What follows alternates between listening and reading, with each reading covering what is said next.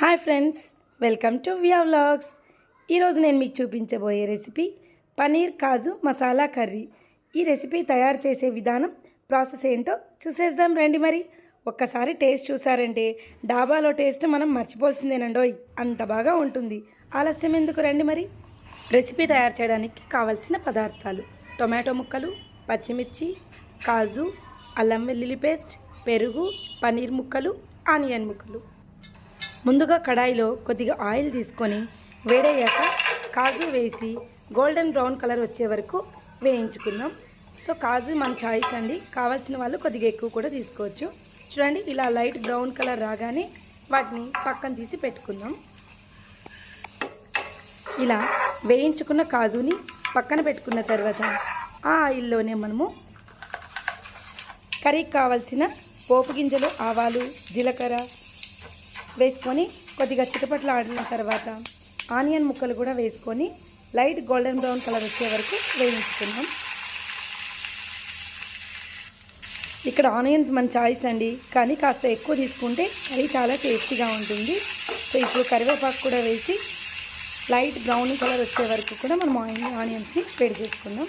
ఇప్పుడు తరిగి పెట్టుకున్న పచ్చిమిర్చి ముక్కలు కూడా వేసుకొని ఇంకొక 2 మినిట్స్ పాటు ఈ మిశ్రమాన్ని వేయించుకుందాం. చూడండి, ఇలా గోల్డెన్ బ్రౌన్ కలర్ వచ్చిన తర్వాత ఇందులో అల్లం వెల్లుల్లి పేస్ట్ కూడా వేసి మరి కాసేపు మనం ఫ్రై చేసుకుందాం.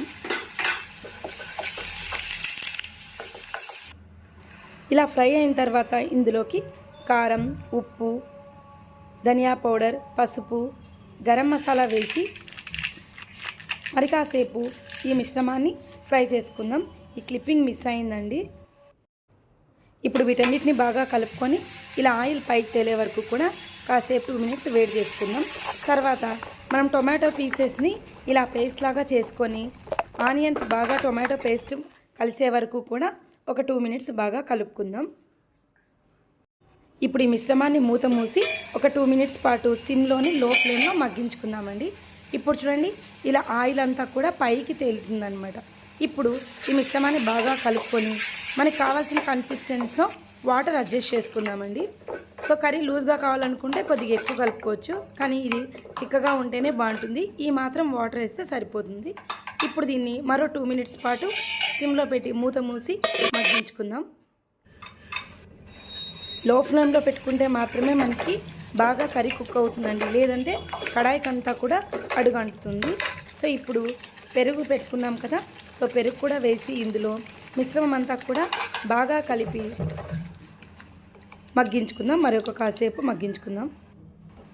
పెరుగు అంతా కూడా కర్రీలో కలిసిపోయే వరకు ఇలా లో ఫ్లేమ్లో మాత్రమే బాగా కలుపుకున్నాం అనుకోండి, ఇట్లా ఉడుకు పడుతుందండి. ఇంకొక 2 మినిట్స్ పాటు మనము మూత మూసి ఉడికించుకుందాం.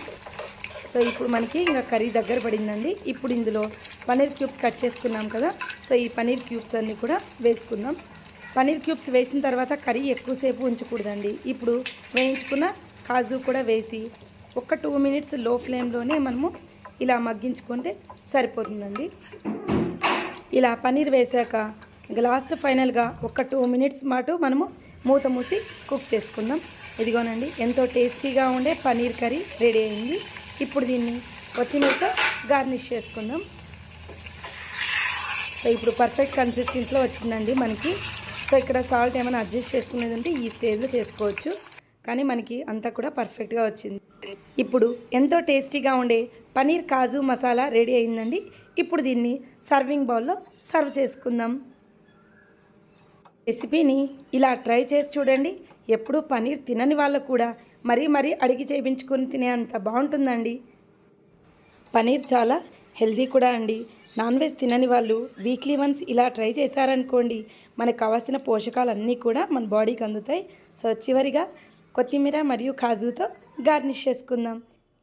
ఇప్పుడు ఎంతో టేస్టీగా ఉండే పనీర్ కాజు మసాలా రెడీ. ఇలాంటి మరెన్నో ఇంట్రెస్టింగ్ అండ్ ఈజీ రెసిపీస్తో మీ ముందుకు వస్తానండి. అంతవరకు నా ఛానల్ని లైక్ చేయండి, సబ్స్క్రైబ్ చేసుకోండి.